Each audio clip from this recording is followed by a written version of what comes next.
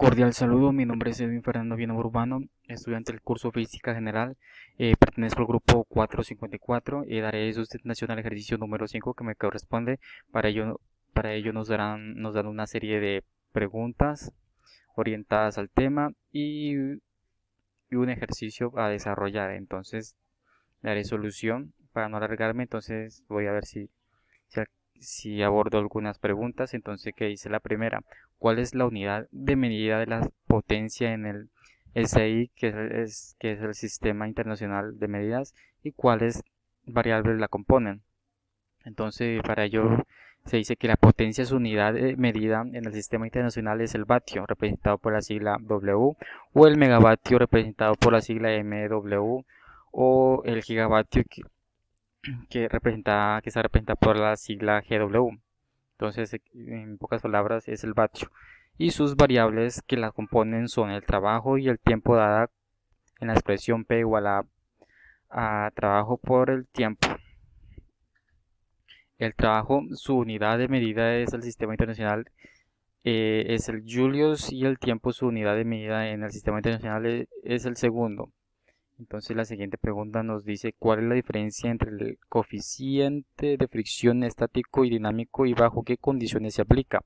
Bueno, se dice que la diferencia entre los dos coeficientes de fricción es que el estático, el rozamiento se produce cuando las dos superficies están en reposo relativo, y el dinámico, el rozamiento se produce cuando una de las superficies desliza sobre la otra, es decir, se presenta cuando se rompe el estado de reposo y el cuerpo inicia un movimiento, y estos dos coeficientes dependen de las condiciones de la naturaleza de las dos superficies, o sea, del objeto y de la superficie del suelo o piso y el material que esté hecho.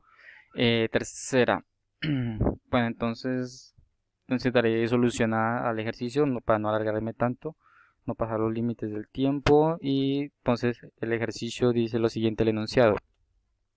Una retroexcavadora de 6,53 por 10 a la 3 kilogramos tiene una potencia bruta de 6,51 por 10 a la 4 watts y una velocidad máxima de operación de 8,29 metros sobre segundo. A partir de esta información nos piden calcular y determinar la fuerza que realiza la retroexcavadora, las fuerzas efectivas que realiza la maquinaria en cada terreno, que es en el desierto, selva y tundra; determinar el trabajo parcial que realiza la maquinaria en cada terreno y el trabajo total que realiza la maquinaria en todo el recorrido.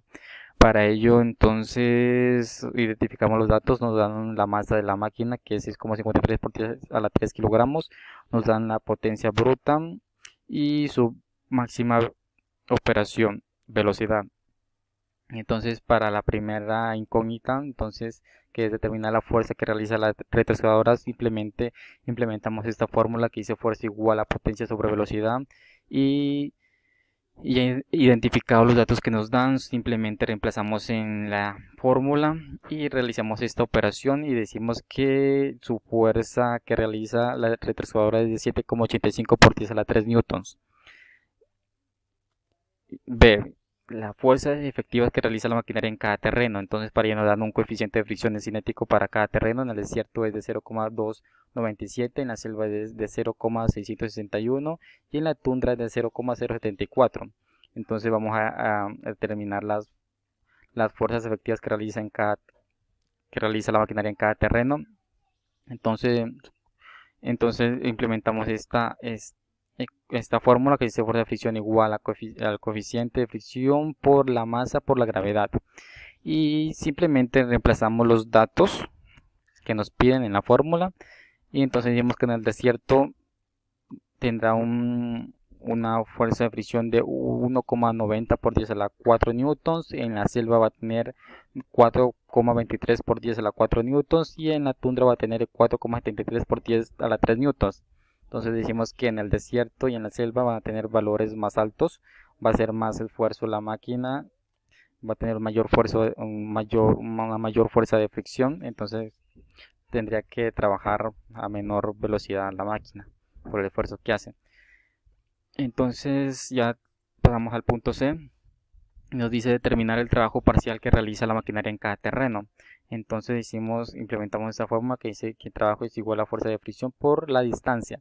Nos dan los datos de la distancia, la extensión. En el desierto es ¿sí? Sí, nos dan, en el desierto tiene una extensión de 2,75 por 10 a la 4, en la selva de 1,94 por 10 a la 4 metros y en la tundra de 2,01 por 10 a la 3 metros. Ahí simplemente eh, no reemplazamos los datos que nos piden en la fórmula, la fuerza de fricción que calculamos anteriormente. Entonces en la, en la, en el desierto va a ser de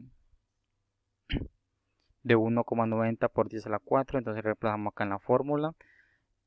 Eh, y por la distancia, que es de 2,74 por 10 a la 4, y ya simplemente hacemos esta pequeña operación y decimos que el trabajo parcial para acá, para el terreno del desierto va a ser de 5,225 por 10 a la 8 julios. En la selva va a ser de 0,2062 por 10 a la 8 julios y en la tundra va a ser de 9,5073 por 10 a la 6 julios. Eso es el trabajo parcial que realiza la maquinaria en cada terreno. Y a partir de ello, con estos datos, ya podemos calcular el trabajo total que realiza la maquinaria en todo el recorrido. Entonces ya solamente implementamos esta fórmula, una sumatoria. Nos dice que el trabajo total es igual al trabajo del terreno 1, al trabajo del terreno 2, al trabajo del terreno 3, como lo expresa acá en esta expresión, donde calculamos su fuerza, el trabajo parcial. Y simplemente hacemos la sumatoria y decimos que el trabajo que realiza la maquinaria en todo el recorrido va a ser de 1,35.262.073 por 10 a la 9 julios, que esto va a ser igual a este número. Esto está expresado en notación científica. Entonces así culminaría este ejercicio. Muchas gracias.